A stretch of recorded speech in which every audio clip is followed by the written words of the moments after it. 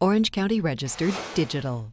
Hello and welcome to the OCVarsity Dugout Show. I'm your host, Jonathan Khamis. I'm being joined by Steve Fryer. We've been off for 2 weeks, but I've had good reasons, Steve. Yeah, you have. Congratulations, Jonathan Khamis is a dad, Colton Khamis. Yep. Weighed in at 7 pounds, 14 ounces, 22 inches long. Good-looking kid, looks like mom. Yes, he sure does, thankfully. All right, Steve, we have some teams vying for that number one spot, that all-important number one spot to get into the big dance, Steve. And quite an intriguing matchup in the Garden Grove League. You have Garden Grove and Rancho Alamitos. They're both at 12-1 in league, and they play twice this week. Yeah, they play each other 2 times. They play each other at Garden Grove on Tuesday and at Rancho Alamitos at Thursday. You know, for so many years, Garden Grove League was dominated by La Quinta, you know, the school that produced Ian Kennedy and Ian Stewart and Gerald Laird and a lot of other fellas. But, you know, the last couple of years, Grove and Rancho have been coming up pretty good. And they both got a lot of good players, too.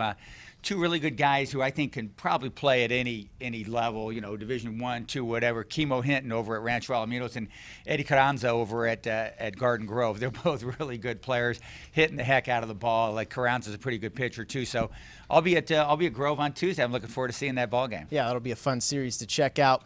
But what about some comeback stories this year, Steve? Some teams that weren't exactly on the radar heading into this year who ended up winning league. Well, 2 teams that finished last place in their leagues last year, Jonathan. Dana Hills is on top of the Seaview League, clinched the league championship, and Foothills really close to doing so in the Central League. Last place last year. Wow. Vince Brown, who's coached a lot of places, Tustin, Woodbridge, and Foothill, came back and coached this year, became head coach of Foothill. He's got the Knights back on top. And a pretty cool story, too, just down the road a piece at Century High School. This is a school that struggles in some sports. You know, really good soccer program, boys soccer, one of the best in SoCal.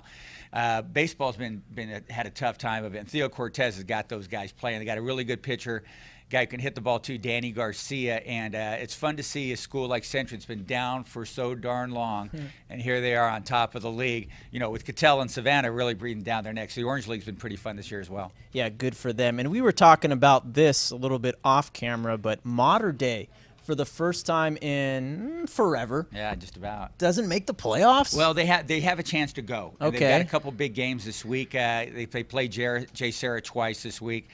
First game's down at J. Sarah on Tuesday and then Thursday at Modern Day. Everybody keeps Friday open in case they need that game to break any ties for playoff berths or whatever.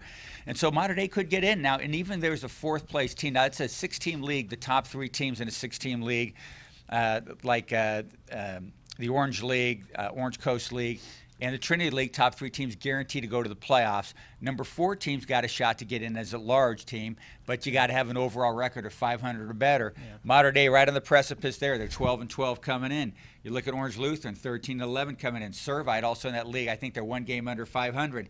They need to get a couple W's this week too. So a lot of good series going on. You know, like you say, Modern Day, you know, so successful in such a wide variety of sports, and you know, I don't know when's the last time they haven't made the playoffs. It's been 20-something years, at least. Almost as long as I've been alive, that's fair to say. So. And the playoff seedings go up on Monday. What about what time there, Steve? Well, we got like about 8:30 in the morning for some divisions and 9:30 in the morning, thereabouts for the others. We'll have all the brackets, seedings, what teams made it as at-large teams, also at OCVarsity.com upon release.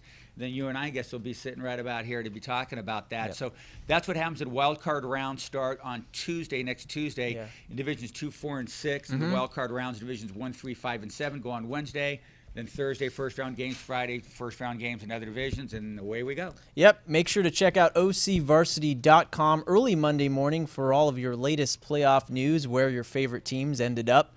Our thanks to Steve Fryer. I'm Jonathan Khamis, and for more on your baseball feed, check out OCVarsity.com, where we've got you covered. Orange County Register.